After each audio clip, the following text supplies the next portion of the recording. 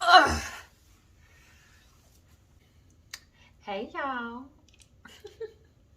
It's the best aunt on YouTube, okay? Basically, let's just say it like that. I got a whole bunch of things to say. I know you guys haven't heard from me in about a month almost. It's been like 3 weeks. This is the longest I've ever been away from YouTube. I probably had like a 2-week break before, but just like the fact that I missed Vlogmas, I've missed New Year's, you know, I've still been making community posts and stories, but I feel like I was really inactive, but I also feel like it was much needed. I feel like as a very empathic person, y'all know I am a Cancer Scorpio. I feel like my spirit is just like preparing for something new, and that's gonna include content creation for sure, because I love content creation. But at the time that I was not creating, I was just far too not enthused about content creation. On YouTube, on TikTok, on Instagram, like you've seen a severe decline. Like I might repost some quotes or something on Instagram, but I just haven't been as active as I know my people are used to seeing me, with me being on the screen and talking to you guys. And even, you know, in all my marketing, like emails, everything like has been a little bit less than what I'm normally giving you guys. And it's been reasons behind that, but fortunately this time around it wasn't health related reasons. I am in perfect health at this moment. I am, you know, I had a little cold a few weeks ago, but nothing that would have stopped me from making content anyways, because y'all have seen me in the bed recording, talking to y'all. I got a little vino right now, y'all. It's delicious. But I was just, let's just start with, first of all, Christmas started so late in my vicinity. Like you see my little Christmas tree is still up. It's January 3rd now. I'm gonna keep my Christmas tree up for however long I want to keep it up. I took all my other Christmas decorations away that I put up, which was like literally the December 20th, December 21st, I started putting up Christmas decorations. My grandmother bought me this tree and the decor, and I love it. It's small, you know, it fits the apartment, but I was like, you know what, F it, I'm gonna put some hearts up. This is gonna be a Valentine's Day tree, like whatever. Like I was more in the Christmas spirit this year, even though so many people around me were getting sick. We've got this Omegatron variant out, okay, because it's transforming, baby. You got the Omegatron, the Omarion, the Omicron, whatever you want to call it. It's out. People were getting sick with that left and right. I know my grandfather, who's been vaccinated, boosted, and beyond, he was hospitalized. I know a lot of people, just stuff was going around in my family, pneumonia, strep throats, all of these things, where my holiday was already set to be on isolation mode. Like I didn't do much these holidays but be like isolated. I was just doing the virtual thing this year, and mainly out of necessity because so many people were getting sick.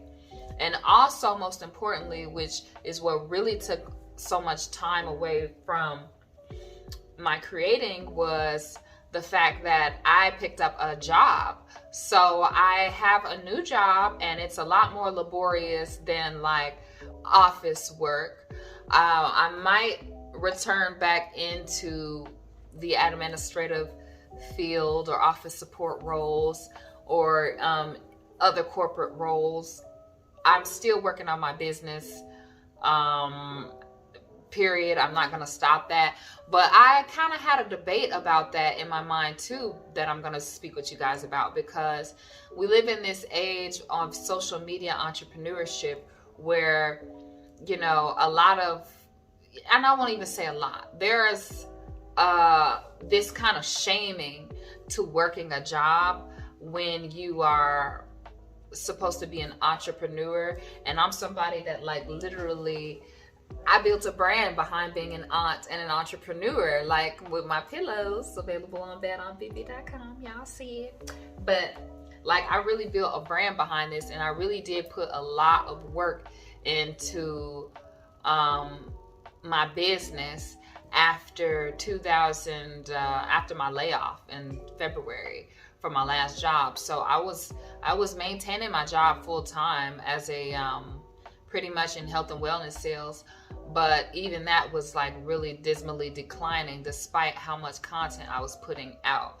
So naturally, to an extent, that did make me a little discouraged with my content creation, because I saw my views, and I feel like, I don't know if I pivoted, I don't know if I was giving a different energy out. Something shifted, and I was no longer getting what I felt like I deserved in the content creation space. So that naturally, even though I was still putting the content out, like, the way I feel about YouTube, like, it gives me joy in my heart when I edit these videos. Like, this is the thing, that when I'm sitting down and editing videos, I just find myself smiling, like, for no reason, because I really love editing the videos, and more so, I love the community that I built behind editing videos on YouTube.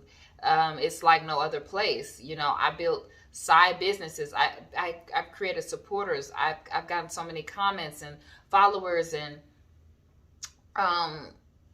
that's not what really matters to me the most. Like, the numbers are really cool because, you know, wealth is measurable. Numbers are measurable. It's a way to measure and compare. But what matters to me is the fact that people really relate to my content, and they interact with it, and they build this relationship to me based off of it. So the fact that I'm just being authentically myself, and people are really gravitated to that, I don't have to be anybody else. I don't have to lie about my situation or anything like that, and people are rocking with it.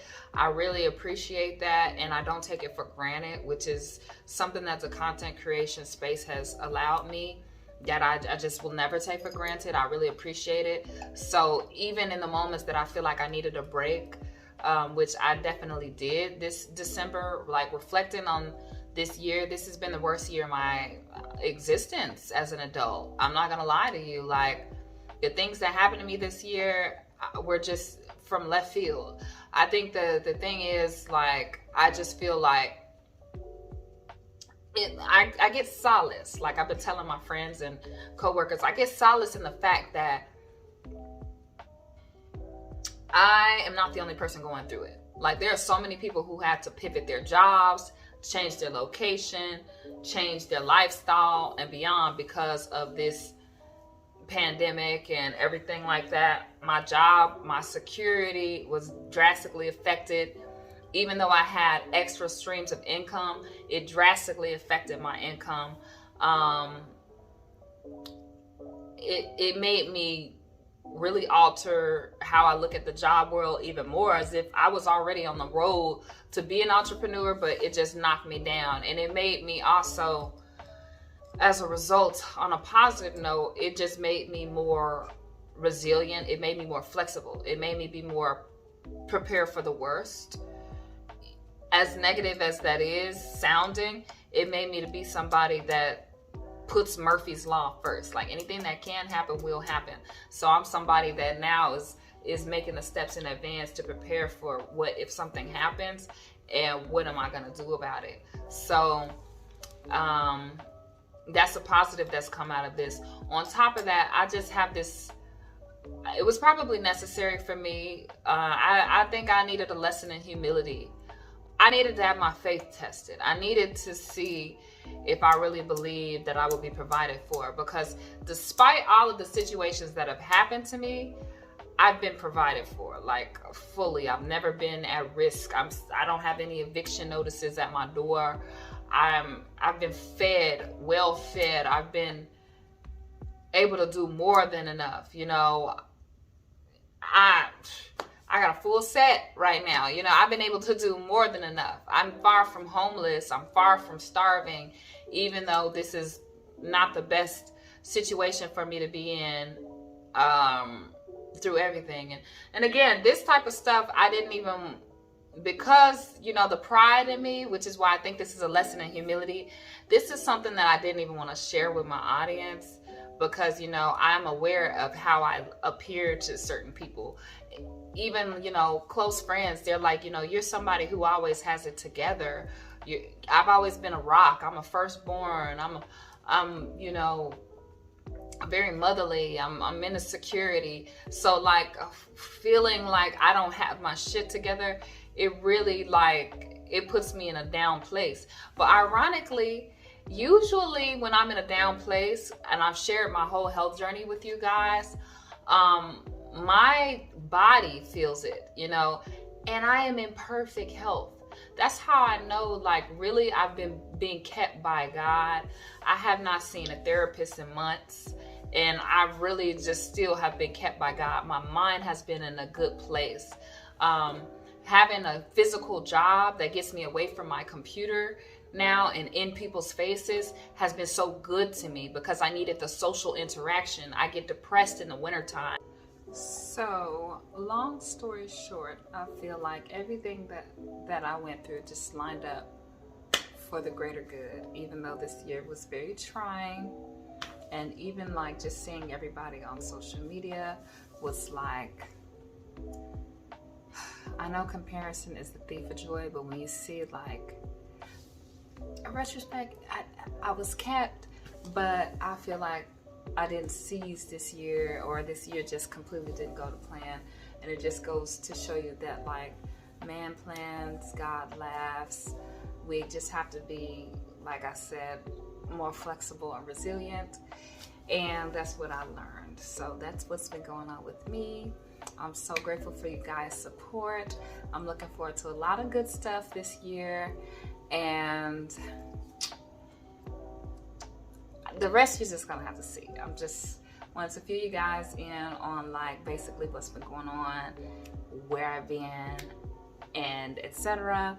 And I'm just gonna catch you guys later. In the meantime, in between time, it's your girl, Bad on BB. Over now.